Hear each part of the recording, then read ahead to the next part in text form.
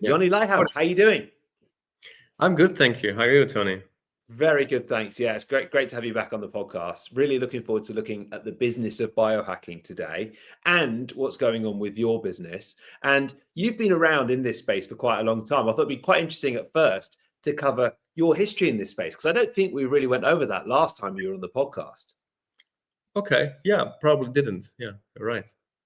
So this isn't your first business, is it?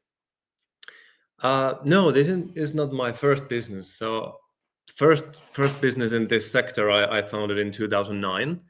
So that's already quite a while back already. And that business I built for 10 years.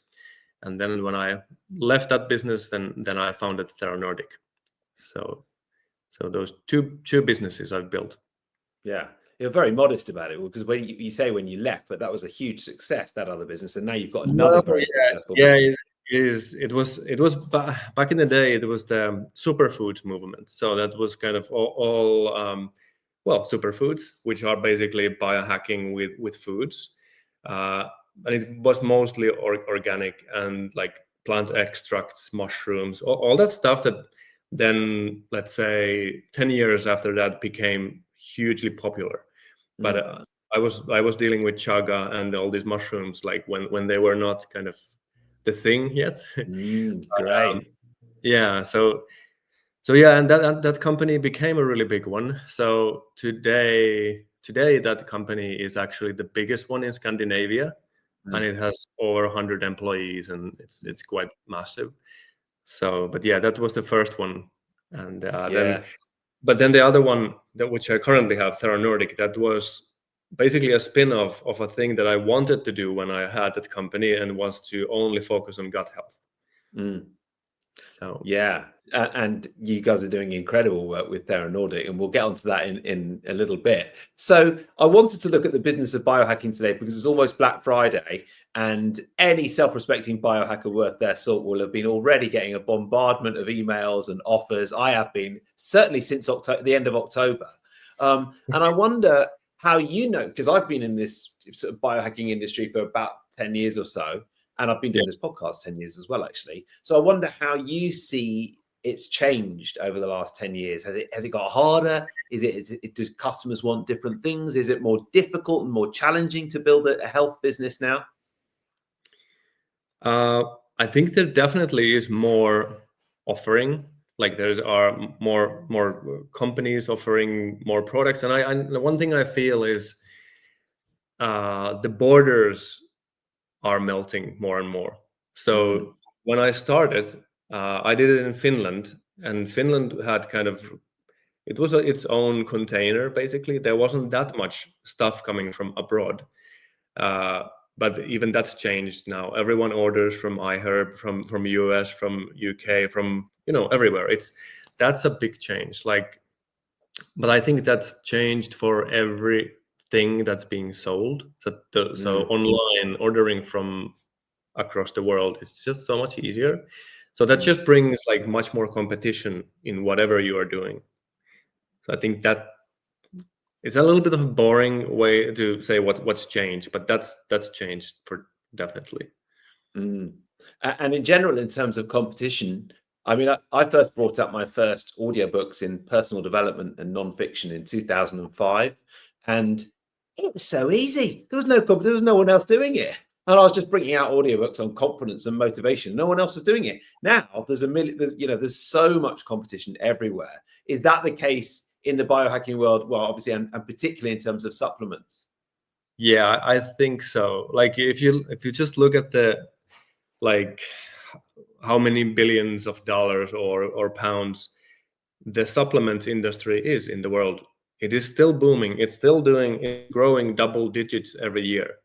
So it is vastly growing. We can tell that this from because we work with certain high-end manufacturers that make our products, and we can tell how insanely busy they are all the time. So they are just expanding their facilities, and you wouldn't be expanding manufacturing facilities everywhere if there wasn't constant increase in the market. So there are new brands, and the existing brands are growing, and I think everyone is just more aware of of what they can do with their health with supplements. So I think the market is growing really fast.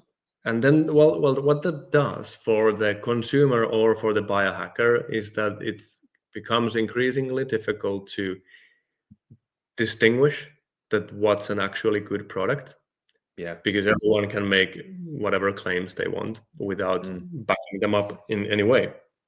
So it's just difficult for the consumer to pick, because everyone is just shouting. Yeah. That's how it is. And that's the case. Yeah, because certainly, one of the things that I do is I help authors write books. And so I've been an author myself for sort of 15, 20 years now. I'm helping a lot of other authors, and I've got a program, and then I work with some authors one-to-one. And obviously, I'm very interested in what other authors who help authors are doing.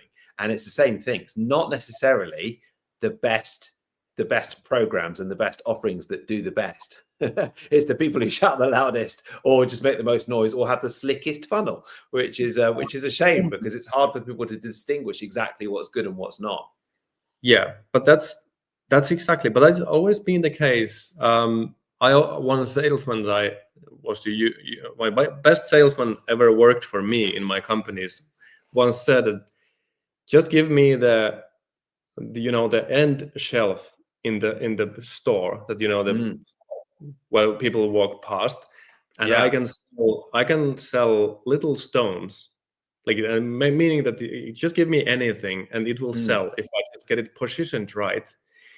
Because people who buy this stuff are not professional buyers, and they are really easy to just you just have your offer in the right place at the right time at the right price, and then you have the balls to say this actually heals everything in your system, and people are, well, I might just as well give it a try. But then, like, there are usually the best products are made in companies that actually don't know how to sell them. Because the product expertise doesn't really go hand in hand with salesmanship. That's a pity, because then that means that many companies with really average products, they just shout, and then they get all the sales. And but yeah, it's just the nature of business. I think in every area of business, that's the same thing. Yeah. But as you say, for the average listener to this podcast and the average person in our sort of community, it is hard. It is hard, isn't it? I mean, I spend far too much time either Googling or asking ChatGPT or doing research on products, because I'll never take anything without doing a whole load of research. And often what I find doesn't live up to what I expect. Yeah, that is true. But yeah, that's by the way, what you mentioned about the ChatGPT and AI. That's actually one disruptor in this business. I can see, because I do use AI myself, but I have about 15 years of experience from R&D before AI. So I have created products when AI wasn't available. And now that when I do use AI as a like support tool, like I input all the data I want, and it helps me to break down some certain stuff.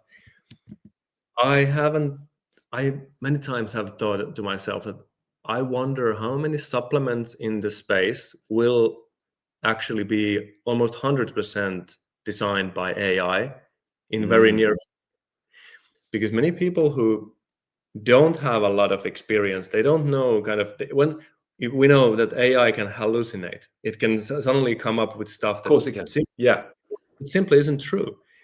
But if you don't have the formulating experience, you might not be able to tell when it's hallucinating.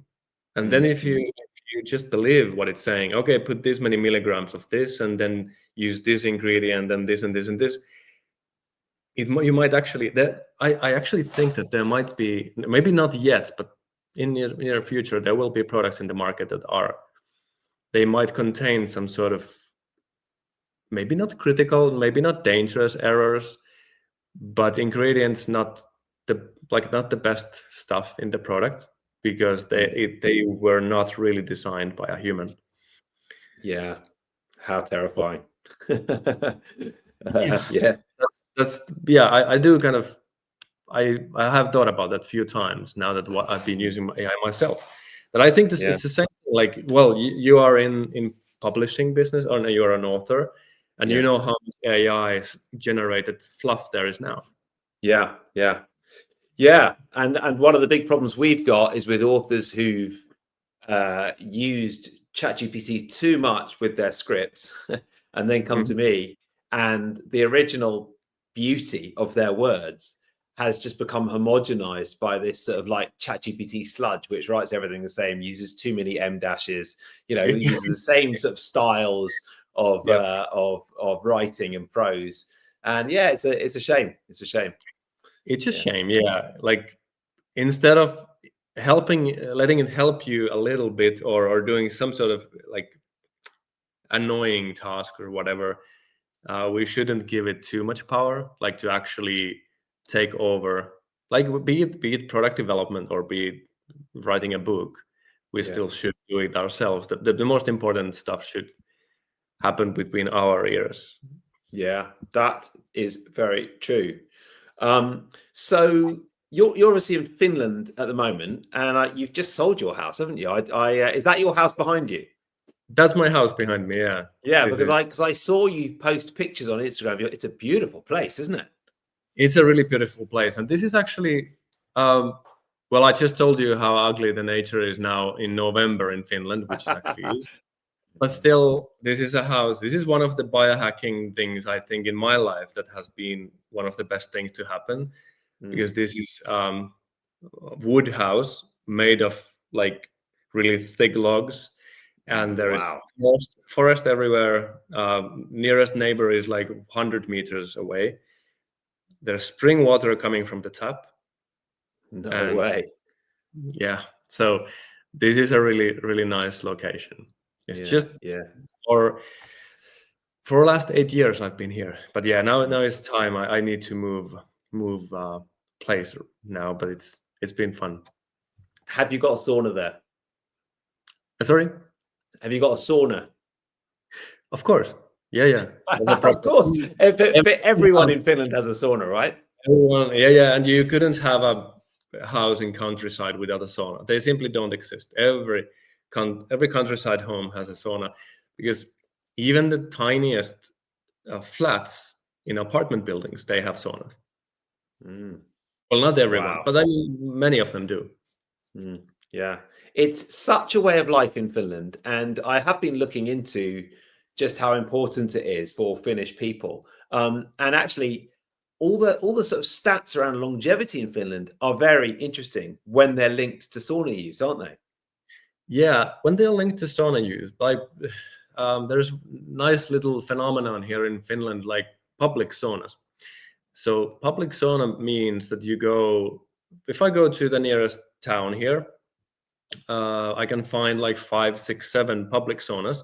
They're Mm, usually by the lake, mm, and the point is that you pay a few euros to go, and there are men and women who've been have been going there for 40 years every yeah, week, yeah, several times, and they know each other. Then you go there, and in Finland we actually we sauna completely naked, so that's just yeah, everyone is naked. Well, actually, the men go with men and women go with women. So and if there is a mixed sauna, then usually there is some sort of swimwear on. mm, mm, But anyway, the point in sauna is that you never know who's there, and how we feel in Finland if we go to public sauna, that all the titles lose meaning. Like mm. there's no one with an ego. We're just basically, you are actually naked. You are Yeah, nothing but a human being just enjoying the sauna with others, and then you chat about some really mundane, normal, everyday things, and it's kind of a nice way to meeting some people that you wouldn't otherwise talk to. So that's great. So so in terms of longevity, not only is it ticking the detox box and the cardio box and their sort of health box, but it's also ticking the longevity box as well, which is pretty amazing actually. Well, it is. And then in winter time, because it's near the lake, so of course there would be an ice crust on the lake, but there is a hole in the Lovely. ice. Yeah.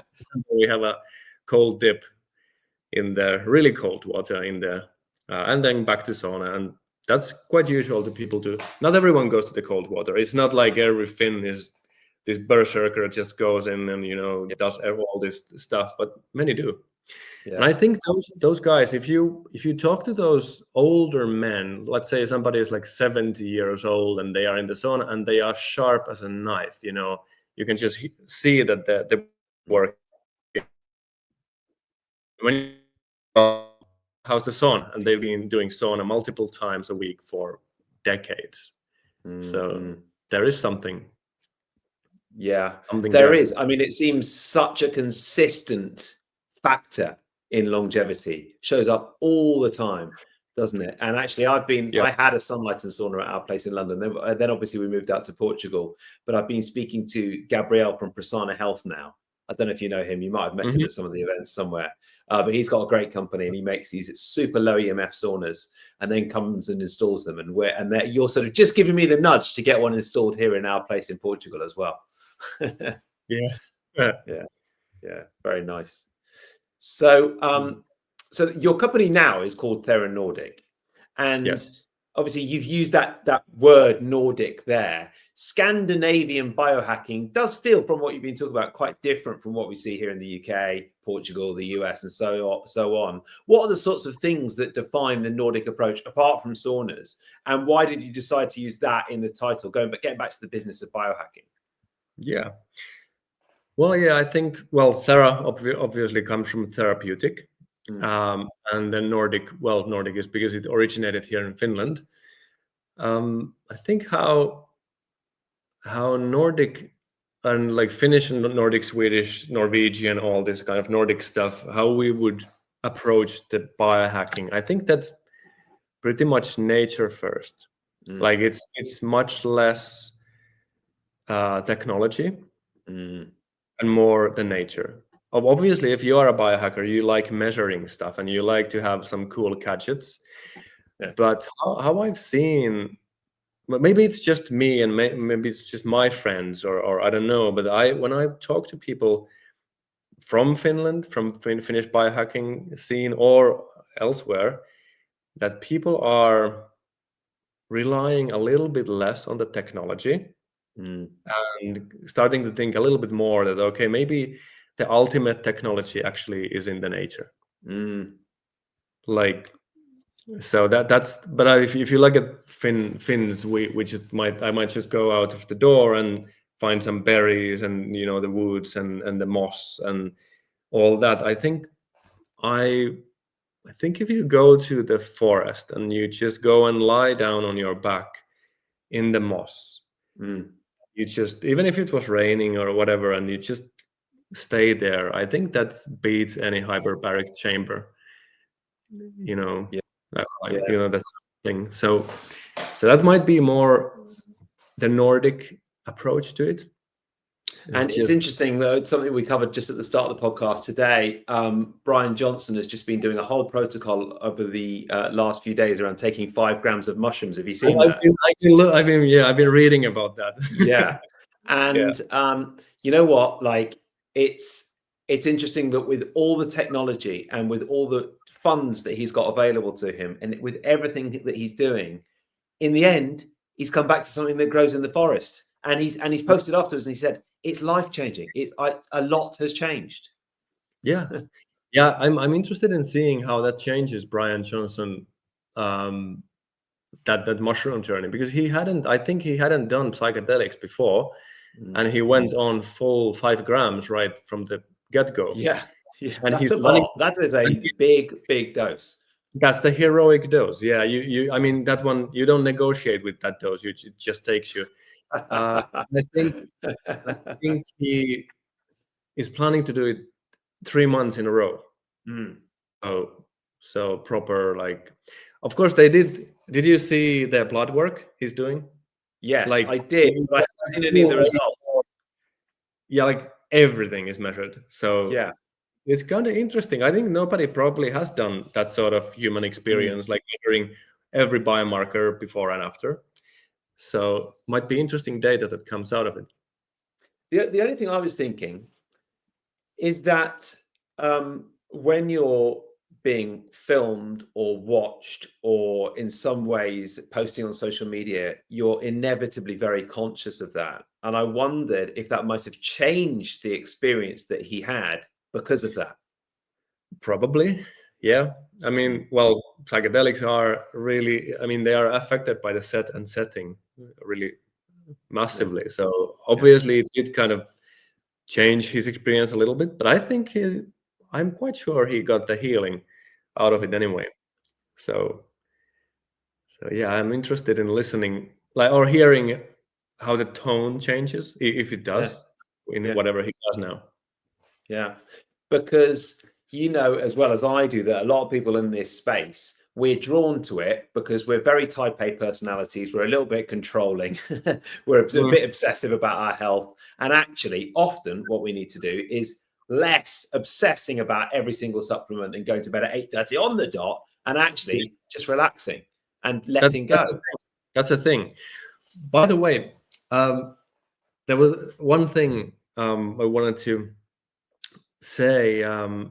You know, well, anyone who watches the health space Mm, closely knows that how important protein is. mm, You should eat protein the first thing in the morning. Protein, protein. You know everything. yeah. I I actually I found out, me and my business partner Emma, we both have been massive protein eaters, like, and really always eating really clean and like being quite sharp on the eating. But we both started, we switched over to just oatmeal, like oat porridge in the Mm, morning. mm, No protein, nothing. I'm actually mm, eating my oatmeal, my oat porridge with some butter and honey. mm, Like complete opposite of what I would have mm, said to anyone for last 10 years, and I have felt really good. And I've stopped obsessing about the protein. I get my protein during the day. I'm not like protein deficient, but that was one thing about controlling over. Okay, I need to eat this omelette and eggs mm, and this much per kg of body weight. And that was a little bit obsessive. When I let completely, I just didn't care for a while about any protein and just ate carbs and was happy. mm, I actually lost some body fat and gained some more muscle. And that was completely unexpected because I thought that's exactly the opposite will happen. I've been talking to some of the people in biohacking space, and they actually say, I'm doing the same thing, mm, mm. also eating carbs. Yeah. And so, I mean, well, if somebody has been obsessed with, okay, we need to eat something because the books and the talking heads in the internet say that you need to eat this and this, and instead relax a little bit and keep the ingredients good quality. Still eat fiber, don't eat complete shit, but Mm, but still relax. They actually might feel so much better. And mm. that's what just came to my mind from this controlling aspect of things, that we Yeah. need controlling. And instead of listening to how the body feels, we might be measuring our grams and milligrams, and the studies say this and this. Mm. And but if we just let go a little bit and just relax, it actually might do exactly the same thing, be as healthy. Bryan Johnson's going to start going crazy now, isn't he? And it's honestly, it's funny it's funny you say that. I have also undergone and I'm eating exactly the same as you in the morning now, and Okay. it hasn't been like that in a long time. Lots of Mm, oats, huge breakfast, yogurt, milk, berries. And I was prompted to change partly because, yes, I've sort of intermittent fasted for years at breakfast and always struggled to put on weight, actually. And mm, I don't think I was eating enough. But then also, mhm, I spoke to Dr. Longo about 6 months ago. And in that conversation, he sort of said, look, all the indications are when you fast for 12 to 13 hours, that's the best. And if you fast for mhm. 17 to 18 hours, it's not got such a good outcome. And I had to stop and I was like, hang on a second. Are you telling me that the absolute every biohacker who wants to intermittent fast for as long as possible, you sort of telling me that they're wrong? And he's saying, well, I can't argue with the data. We don't really know why. But when you intermittent fast for more, for some reason, that is results in negative outcomes in terms of longevity. It's really interesting, isn't it? Yeah, that's interesting. But I mean, I can easily fast for 12 hours. That's not a problem. Like, It's easy, isn't it? Yeah, stop eating at 7 and eat the breakfast at 7. Like, big deal. Yeah. But yeah, longer than that, it's kind of, for me, it does. I've done longer fasting as you have as well. And at some point, that was all I did. Like, always intermittent fasting to 16 hours without eating. But it always was a little bit of a stretch, and I felt hungry, but I was like, oh, I can't eat yet because the clock is, I mean, time is not enough. But the 12 hours, just that happens easily. And when I do have people on my gut health, sometimes have gut health courses that I run for people, then I do find that many people actually, they might have maybe 7 hours of fasting in the night, because the last thing they do before they go to bed, they still eat. And then like you might eat your last snack or something at 11 in the night, and then you get up at 6 or something and you eat right away. So those people, when they extend the like 7-hour fast to 12-hour fast, so they brush their teeth like 7 p.m. and then they might eat the first breakfast at 7 a.m. or whatever 12-hour window. That actually makes so many people just feel better. The gut has enough time to have downtime and not digest anything, because the fast doesn't really kick in before 5 hours after your last bite. So yeah, but it's a good balance. There is some room for the fasting, but maybe not too much. Yeah. So Black Friday, Cyber Monday, the madness of the holiday season is almost upon us.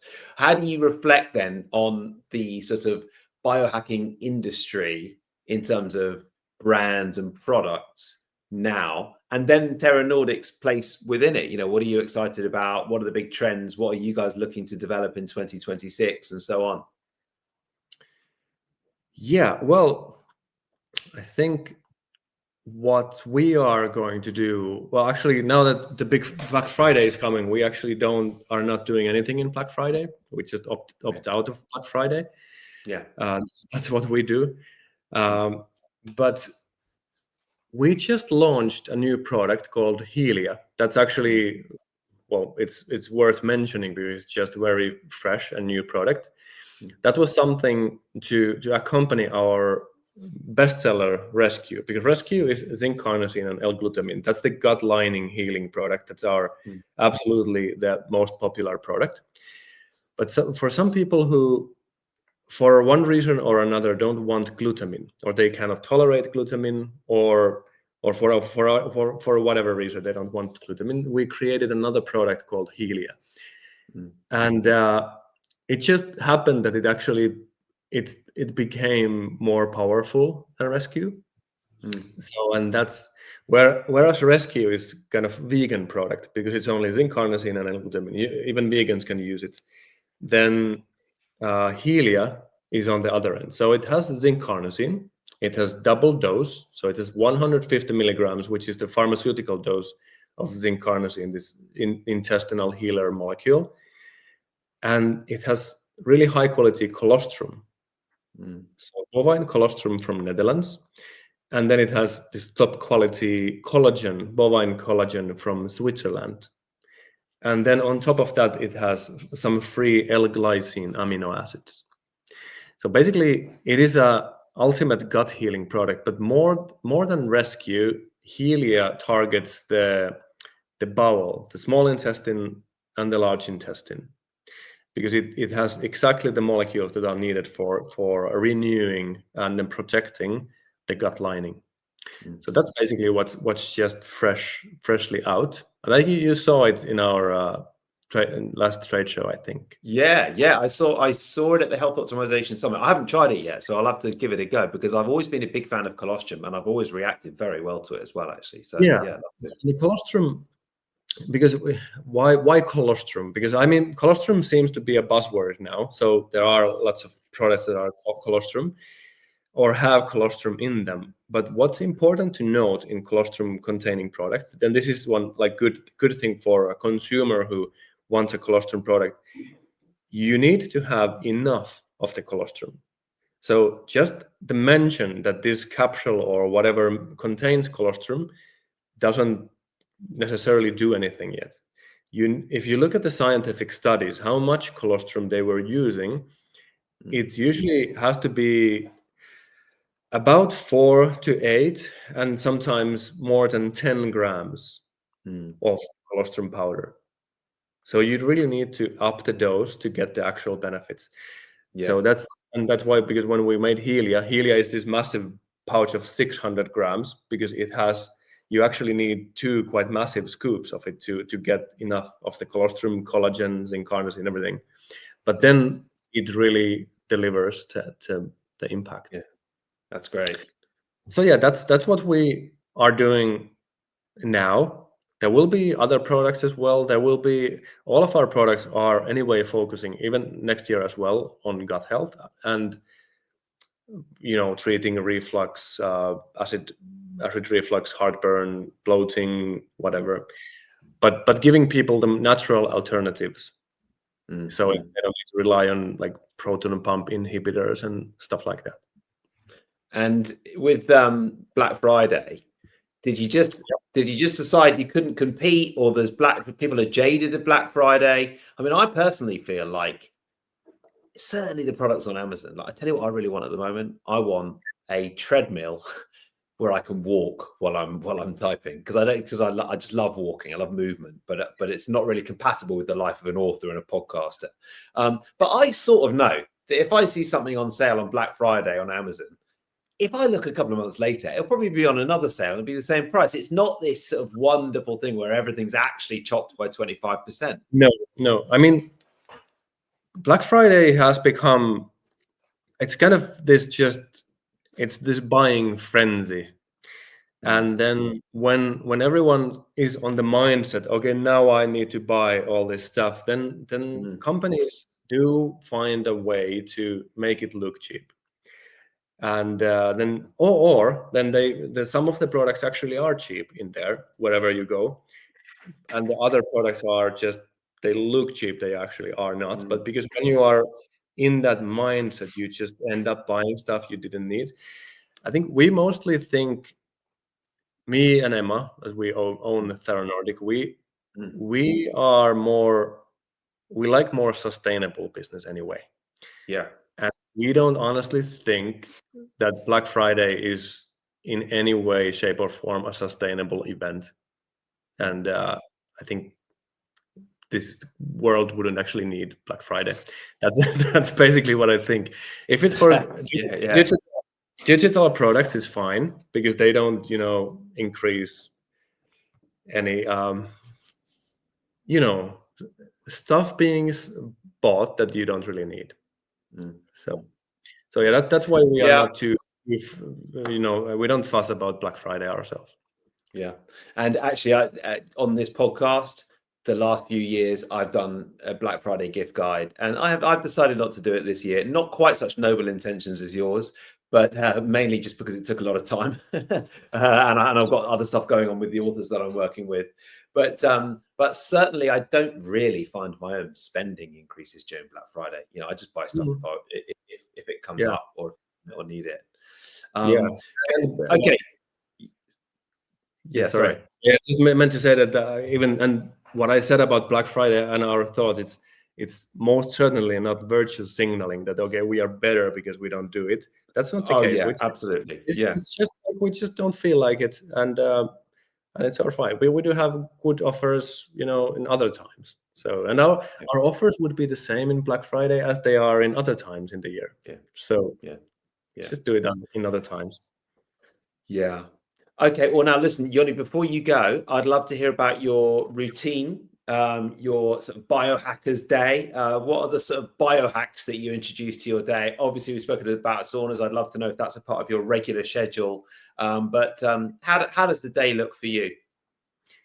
Well, I mean, for me, it's just my day just starts with few supplements. For example, when I wake up, I do. Well, my coffee moment is really important to me. So I do have my cup of coffee, and kind of I basically meditate with my coffee. I do like to meditate, but the coffee cup moment is like I just sit cross-legged with my coffee cup, and sometimes happens that actually the coffee gets cold because I'm just suddenly forgotten in my meditation. But it's just my perfect little moment to just arrive into the day.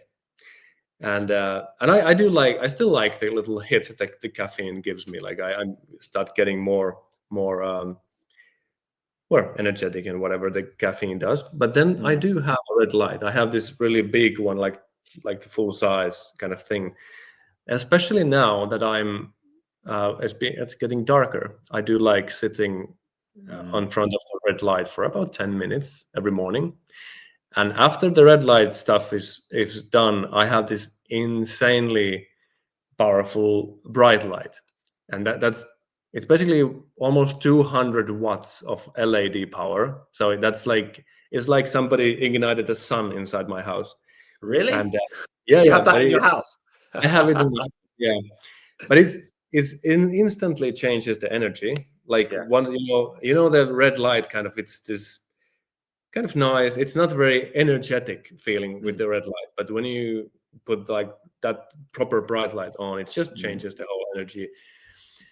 So that would be my morning routine. And on the supplement side, I take like nattokinase in the morning, and then at the moment I take citicoline, which is a form of choline that's basically mostly for the brain. And then some other supplements. And then I have my, as we discussed, this oat porridge. Oh, the oat porridge. Yeah. Porridge. Yeah, I think because I think actually this morning when I did my porridge, because it's quite a big one. It's like 70 grams of oats. So and that has like 7 grams of fiber in it. So in this morning I put Thera Nordic, this daily healthy fiber, which is a soluble fiber, like 1 scoop of that in the porridge, which essentially doubles the fiber content in the porridge. And that was actually really good. So that's basically it's also one easy way, like the morning porridge, to get like a proper fiber bomb in the morning, the berries, nuts, and whatever else I'm throwing in there.